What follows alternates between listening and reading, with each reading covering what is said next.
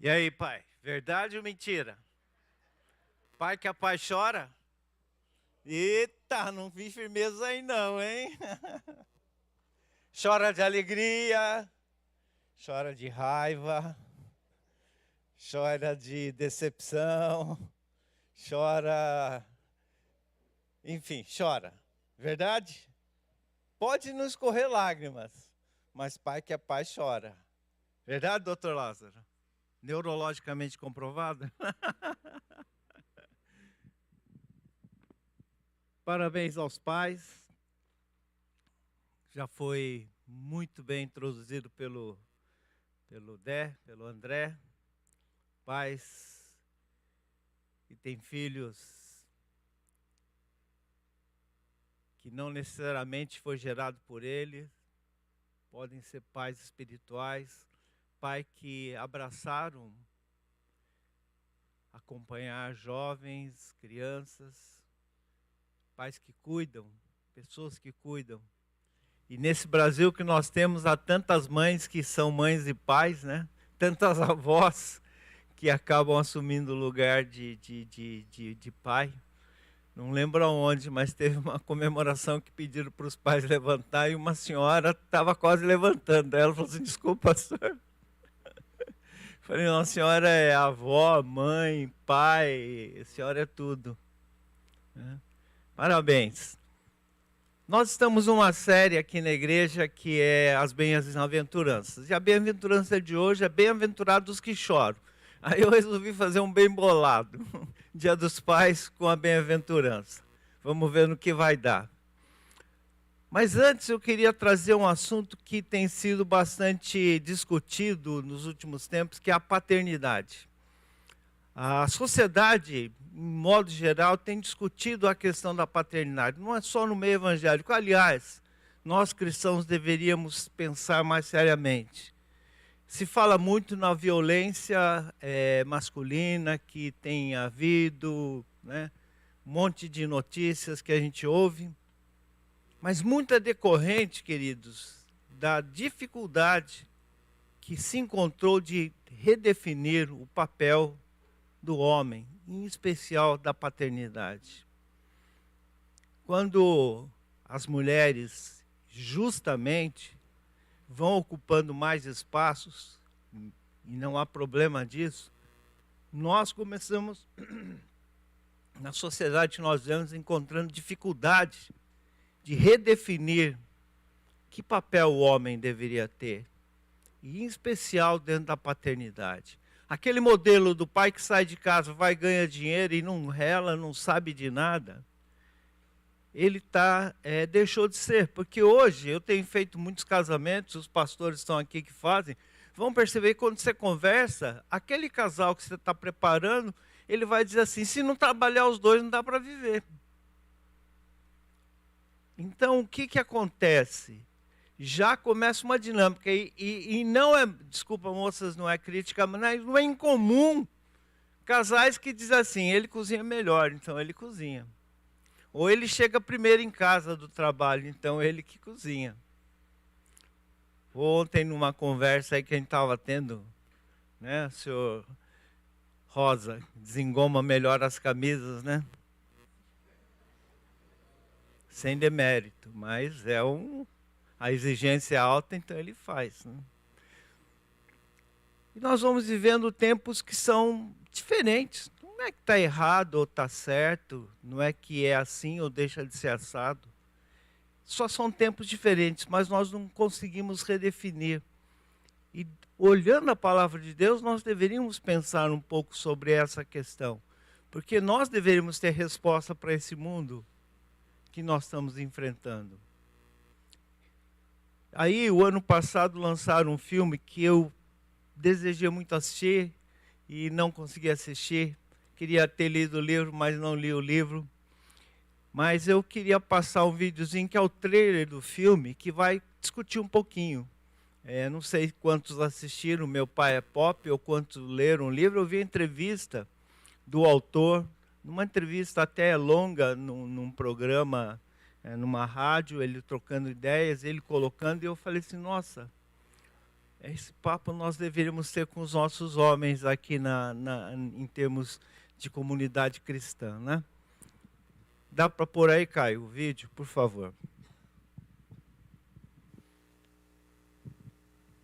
É o trailer desse filme.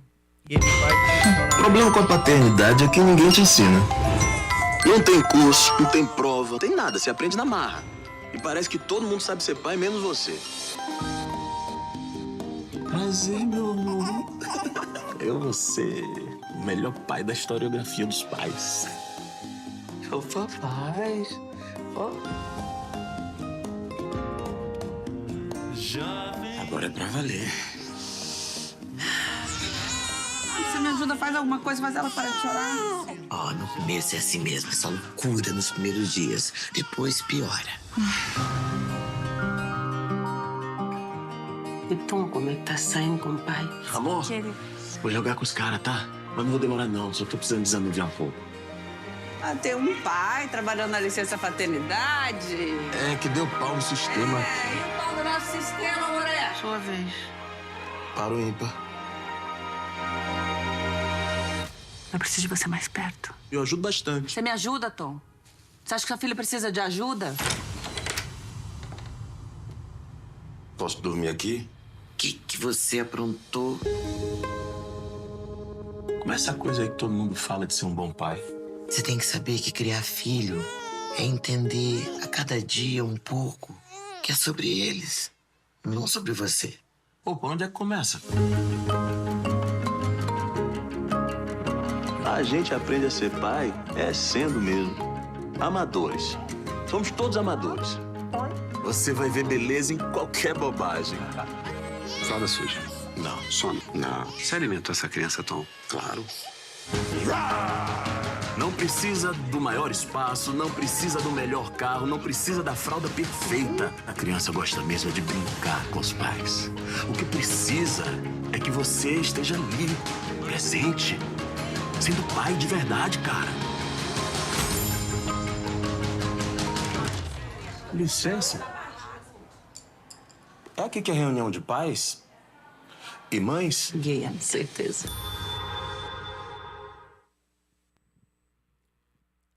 Esse é o trailer oficial, está na internet. E ele discute um pouquinho essa questão, né?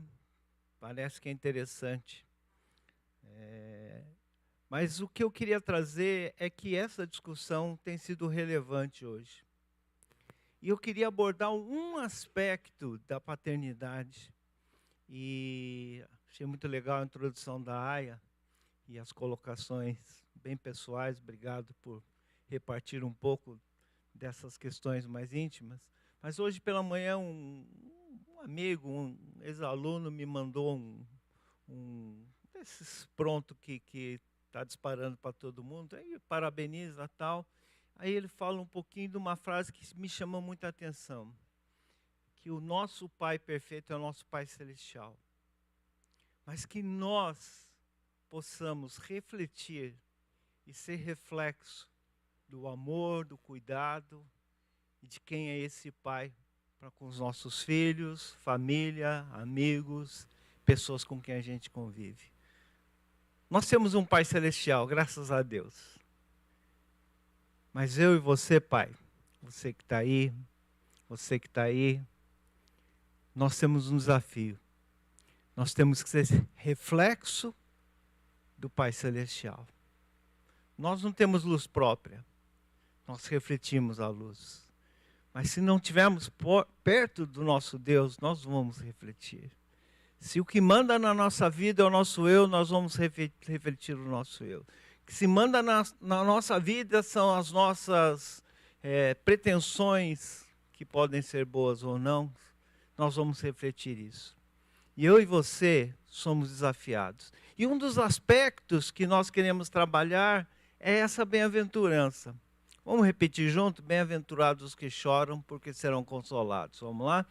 Bem-aventurados os que choram, porque serão consolados. Os que choram serão consolados. E os outros? Bom, aqui não fala.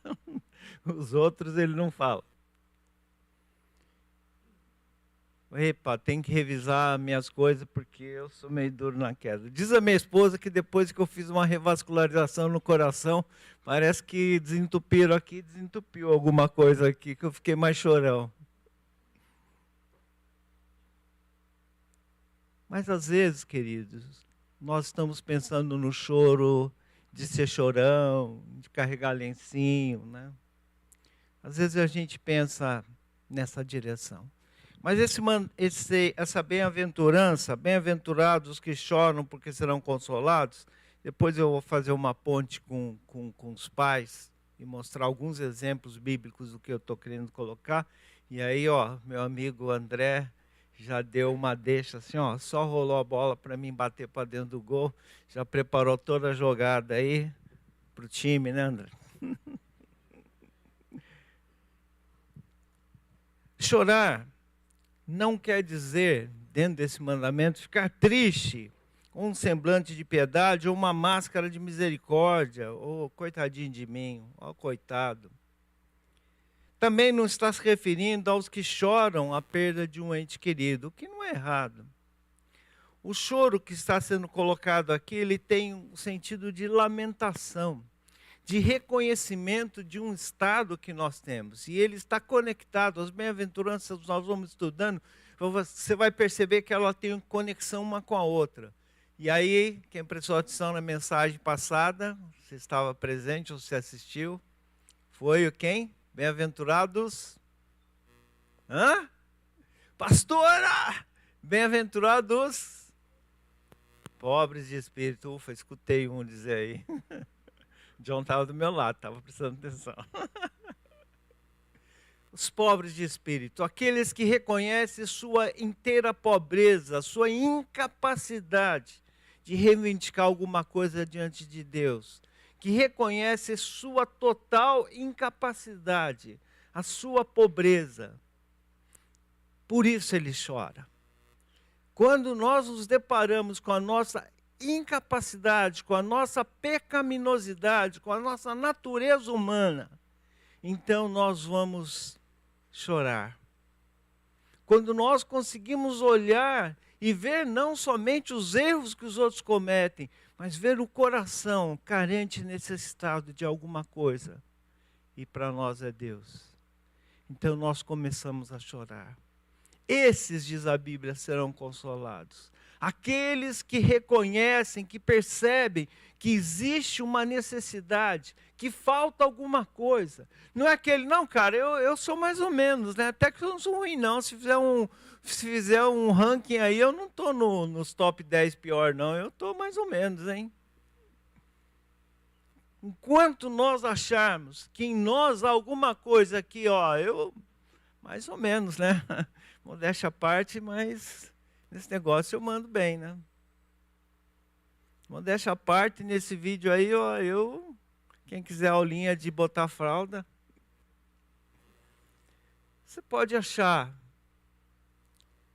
Mas a Bíblia diz que serão consolados aquele que tem um entendimento claro de sua total dependência de Deus. Por isso, se você sente assim, cara, não dá, eu quero ser um cristão de verdade, eu quero fazer as coisas direito, mas pô, eu me deparo com as minhas dificuldades. Por mais que eu peço, por mais que eu tente viver uma vida de santidade, quanto mais eu tento, parece que o pecadão está aí na minha frente. Parece que tem alguma coisa me mostrando que não é. Quando nós estamos nessa situação, então nós entendemos o que é chorar. Pode se referir ao choro do nosso próprio pecado, da nossa pecaminosidade. Um professor meu já falecido, um tremendo homem de Deus, o Dr. Russell Shedd, ele diz assim que nós não vamos entender a graça de Deus se nós não entendermos a lei. Porque a lei vai fazer assim com você, ó, te esmagar e te mostrar que você não consegue cumpri-la. Olha toda a lei de Deus e me diga se você é capaz de cumpri-la. Se você não ficar nessa condição de achar que eu não posso, então o Dr. Shedd dizia, você não vai entender a graça. E a graça vai ser o que Dietrich Bonhoeffer, um teólogo alemão que viveu na época da guerra, trouxe uma palavra que se tornou uma expressão comum, a graça barata. Mas é a graça que alguns fazem um trocadilho, pensam que é de graça. Nós precisamos entender a nossa real situação de pecadores. Dizia um outro professor meu, que eu gostava demais, era um cara da pá virada, um cara totalmente fora da caixinha. Ele diz o seguinte: sabe qual a diferença entre nós que estamos aqui sentadinhos assistindo o culto, que somos aqueles que acordaram cedo hoje, friozinho, né? Vontade de dormir mais, mas veio para cultuar o Senhor também, porque era dia dos pais, e para tomar um cafezinho gostoso. Mas nós estamos aqui e nós achamos assim, nossa, eu talvez seja um pouco melhor. Ele diz, sabe qual a diferença da gente com quem não quer nem saber de Deus? Ele diz, a única diferença é a misericórdia de Deus que nos alcançou. Porque nós somos igualzinho pecadores, carentes de Deus. A diferença é que nós alcançamos graça e misericórdia, porque de alguma forma a palavra chegou no nosso coração, de alguma forma o Espírito de Deus tocou em nossas vidas. Então nós não somos melhores, então é essa a perspectiva que nós temos que ter. Bem-aventurados que choram, mas também chorar pela pecaminosidade do nosso entorno. Chorar pela pecaminosidade presente no mundo. Senhor, graças te dou porque nós não somos como esses outros. Graças te dou porque a gente não vive nessa bagunça. Nós deveríamos dizer, Senhor, tem misericórdia. Dizia um pregador que diz assim, cada catástrofe que acontecia, ele ouvia dizer assim, sinais dos tempos, Jesus está voltando. Aleluia. Ele diz assim, verdade, mas chora porque o inferno está ficando mais cheio. A gente não consegue olhar para as pessoas com um olhar de misericórdia. Semana passada nós tivemos aqui um simpósio de evangelização em celebração 100 anos de presença missionária entre os niqueis aqui no Brasil. E um dos rapazes, um dos pastores, amigo nosso, estava dirigindo um painel com a palavra. Aí ele começou a se emocionar e dizer assim, eu me inquieto quando eu começo a andar por essa liberdade, por essa praça, e vejo uma multidão de pessoas, e eu olho e fico pensando, quantos tem Jesus? Se Jesus voltasse agora, ele não disse isso, eu estou dizendo, se Jesus voltasse agora, quanto seriam salvos, estariam nos céus? Ele disse, me inquieto de saber que há tantas pessoas que não conhecem o amor de Deus, e eu não posso ficar quieto. Chorar pela pecaminosidade, pelas amargas consequências que o pecado causa na cidade, nas pessoas, na sociedade que a gente vive.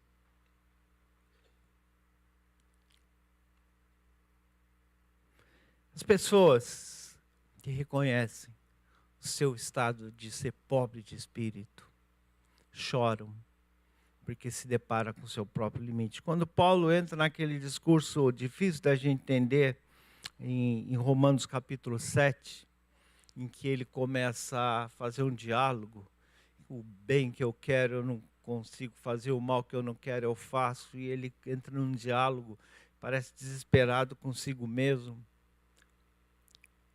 Ele está se deparando com a sua realidade. E possivelmente ele era um homem que chorava, apesar que o Paulo que a gente lê na Bíblia parece ser duro na queda. Poder ter essa postura. Na vida cristã, querido, nós temos alegrias, risos, isso é muito bom. Nós temos momentos de celebração, de festejar, de poder nos alegrar no Senhor. No entanto, nós aprendemos com o ensino que nós estamos falando, que também há lugar para lágrimas, há lugar para choro.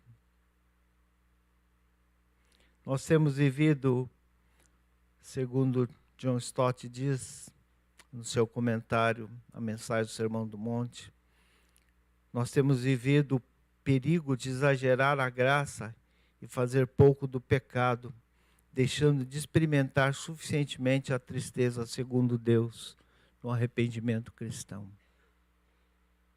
Não é que devemos viver assim, não dá, coitado de mim, não.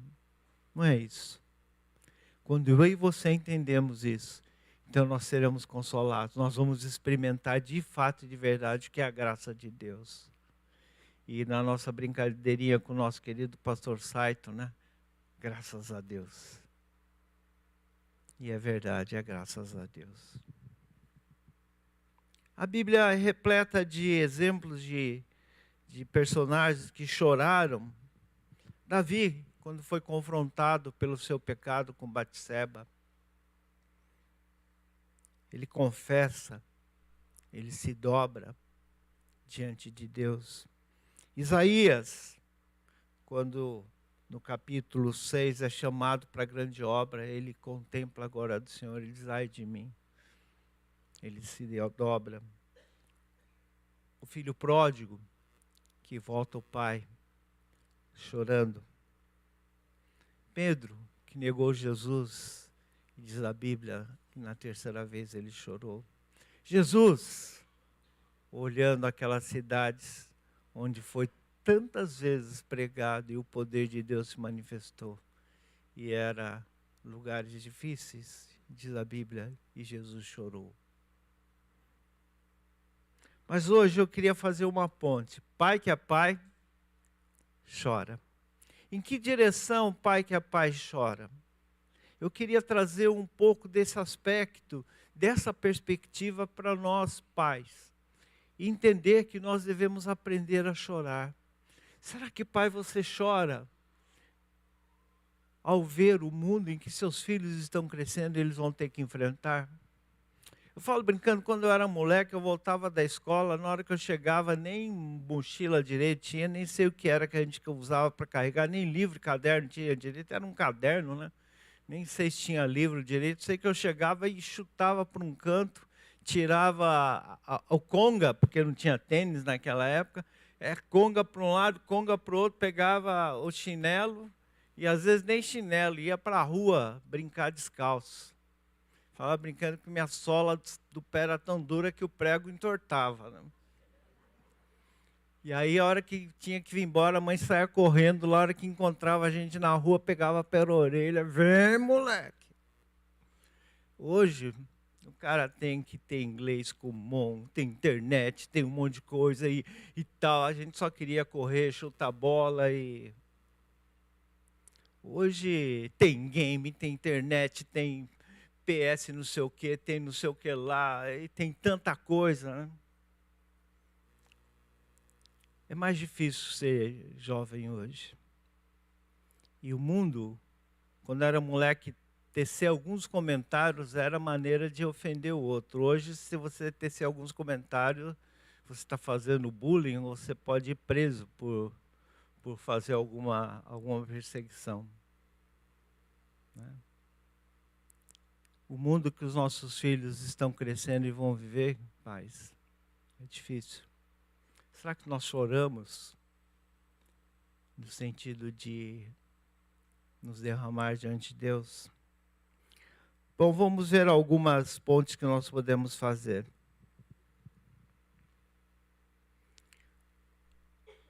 Lucas capítulo 22 ou Mateus 26, eu vou passar rapidamente, que hoje nós vamos ter as nossas crianças, nós estamos ansiosos para ver eles.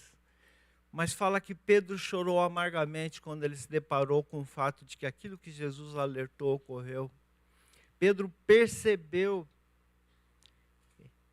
Então, Mateus 26, 75, então Pedro se lembrou das palavras que Jesus lhe tinha dito, antes que o galo cante, você negará 3 vezes. E Pedro, saindo dali, chorou amargamente. Será que eu e você, pai, choramos amargamente pela nossa realidade de pecado, quando nós nos deparamos com a nossa pecaminosidade? Ou nós somos pais perfeitos? Não pode mostrar fraqueza para o filho, senão eu monto em cima. Será que nós somos pais que derramam o coração diante de Deus, arrependido pelo pecado que comete? pais que se quebrantam quando Deus, pelo Espírito Santo, toca e vai lá, e ele vai direto. Não acusa, mas convence do pecado. Oséias 12:4, se referindo ao episódio de Jacó, né? Lutou com o anjo e o venceu, chorou e pediu que o abençoasse. Em Betel encontrou Deus e ali Deus falou com ele. Será que nós lutamos com Deus pela bênção? Será que somos pessoas que são capazes de ir na presença de Deus enquanto não me abençoares, não sairei daqui?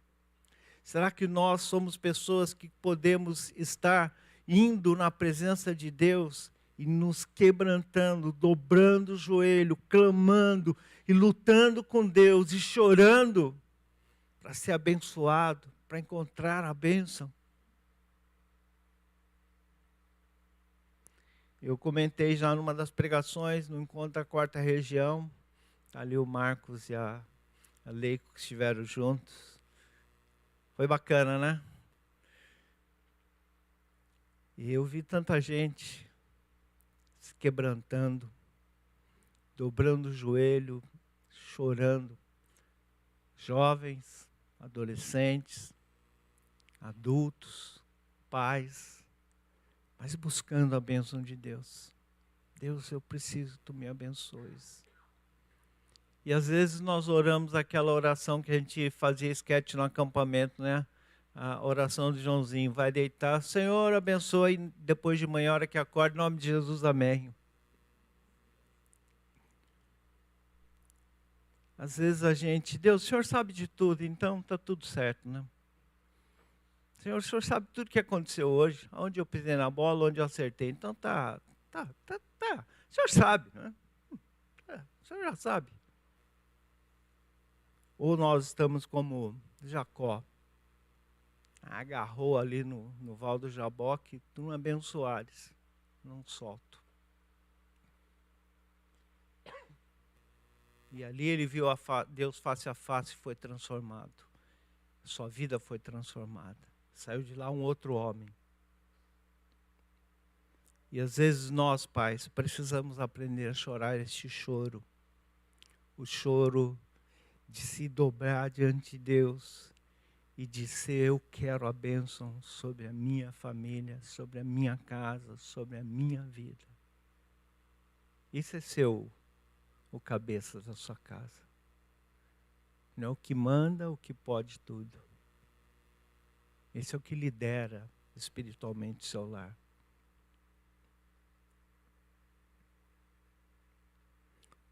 Ou como o rei Ezequias, que teve uma sentença de morte decretada, e ele começou a orar, e ele diz assim, lembra-te de que andei diante de ti com fidelidade, com coração íntegro, fiz o que era reto aos seus olhos. Ezequias chorou amargamente. Capaz de, como no exemplo de Ana, 1 Samuel 1, ela derramou a sua alma na presença do Senhor. Aqui tem um sentido de derramar. Às vezes você, pai, tem tanta coisa apertando no seu coração e você não reparte, às vezes nem com a sua esposa, nem com ninguém.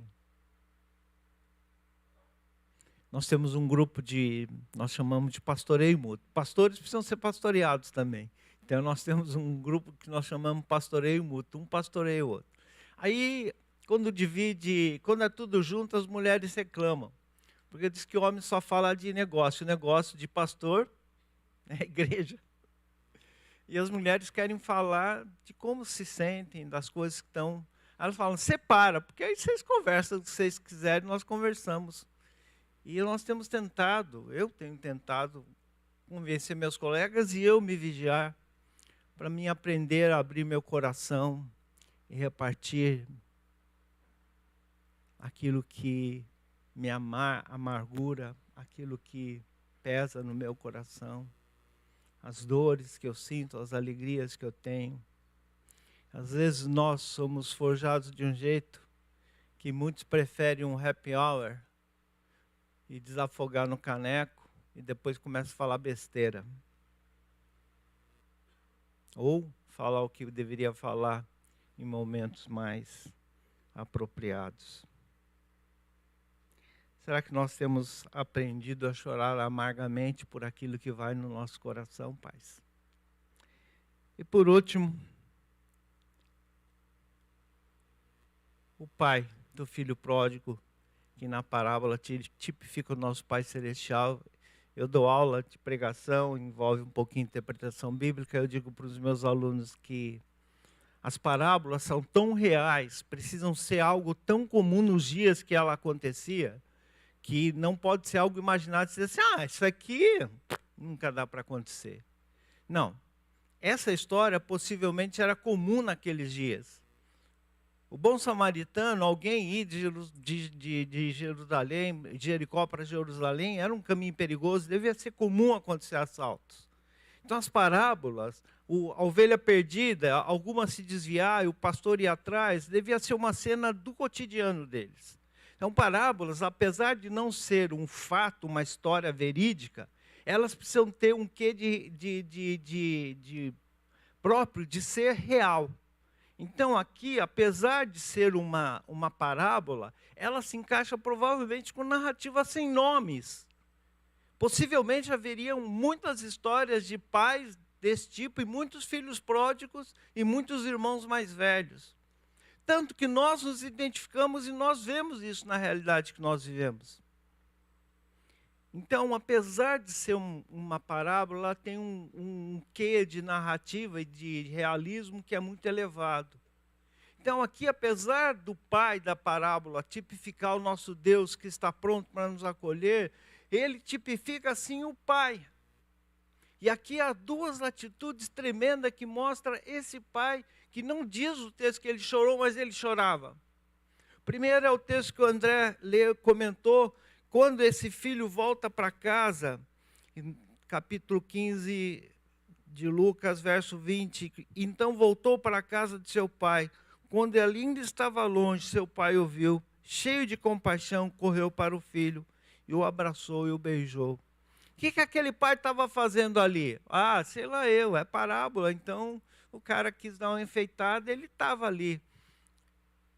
Os comentaristas, de um modo geral, fazem uma inferência de que possivelmente esse pai estaria observando para perceber de longe que veio o filho.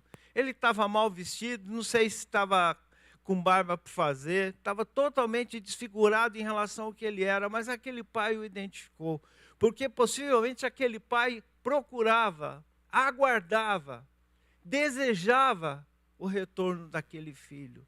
Então aqui nós vemos o pai que chora, o pai que é capaz de estar preparado para acolher. Vem aí, moleque, vou pensar no teu caso. Não, ele estava com o coração aberto.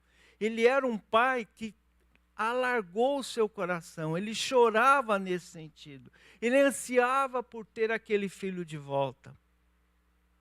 Apesar de não necessariamente ele ter feito aquilo que ele julgava ter sido correto.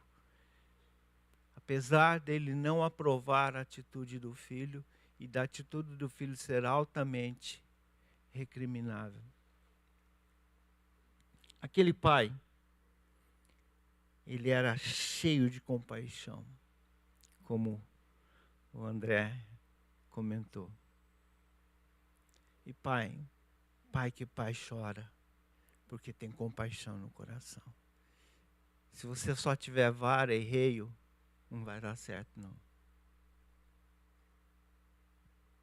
Tem lugar para disciplina, mas tem lugar para compaixão. E quantas vezes, eu já comentei algumas vezes, minha mãe, eu falo brincando que ela escreveu, não leu, o pau comeu. Saiu da linha, a cinta, ela gostava de cinta, eu não gostava de cinta, fiquei até muito tempo sem usar cinta. Sei por quê.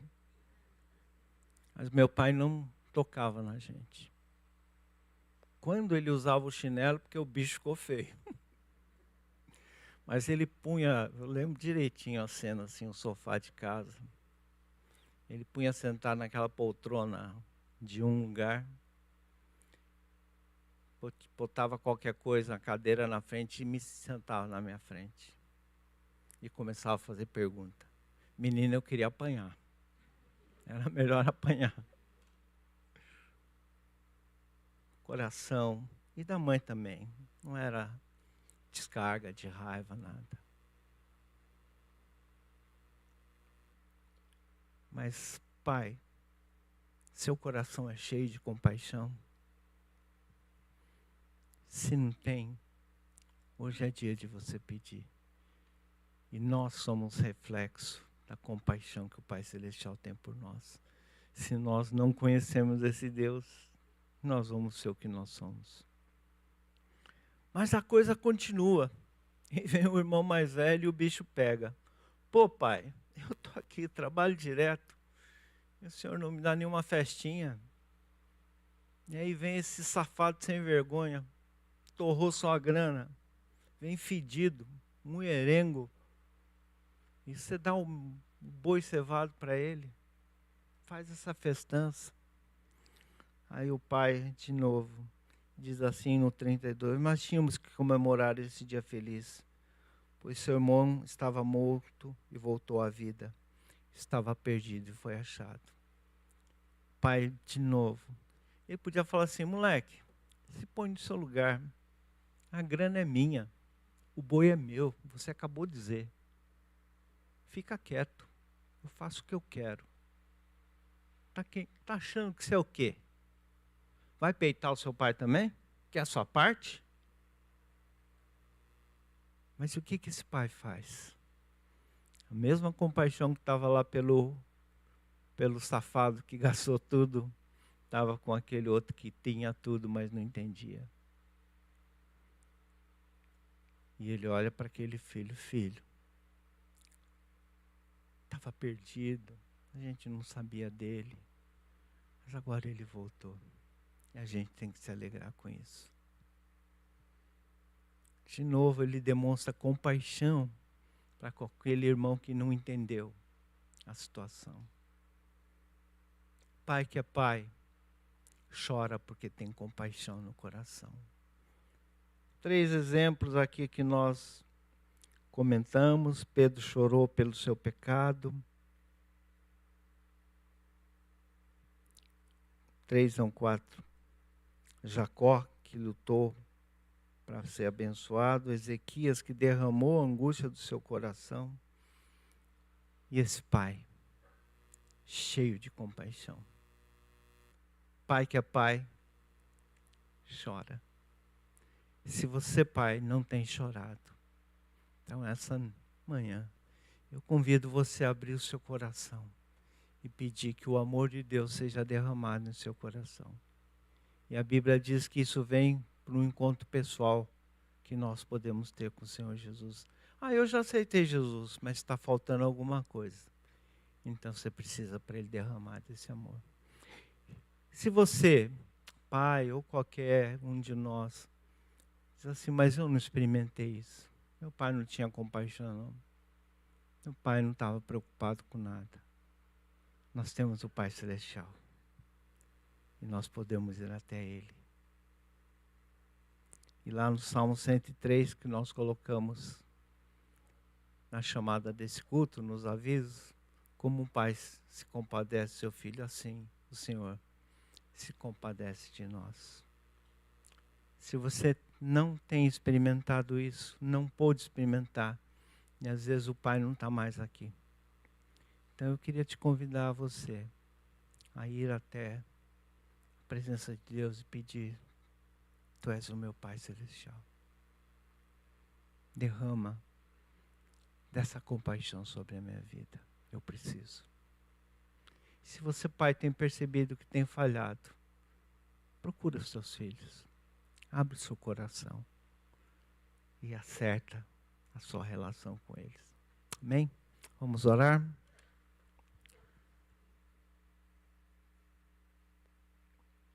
Deixa o Espírito Santo falar com você agora.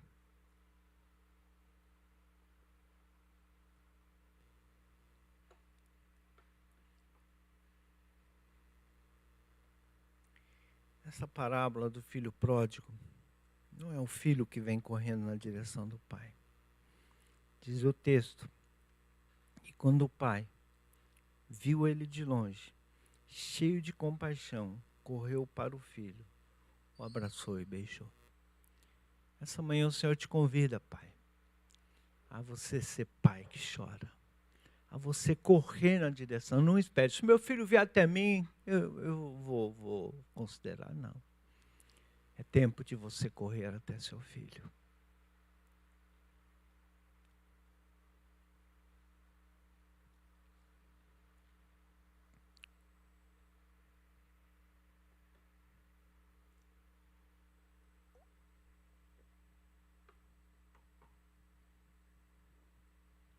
Senhor, te agradecemos porque temos um Pai Celestial.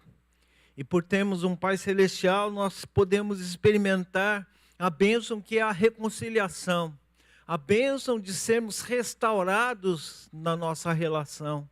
Mesmo que não tenhamos nossos pais, nosso Pai, nós podemos sentir o teu abraço, o teu cuidado, a tua compaixão para com cada um de nós, restaurando e alinhando-nos novamente com o teu projeto. Se há aqui pessoas que não receberam isso dos seus pais, do seu pai, nessa manhã eu te peço, Senhor, visita esses corações, inunda com tua compaixão o teu amor. Se há, Senhor, pais que precisam chorar, como foi apresentado hoje, nessa manhã, que possam vir à tua presença, entregar suas vidas a ti, Pai. Nós oramos agradecidos, pedimos tua bênção, no nome de Jesus. Amém.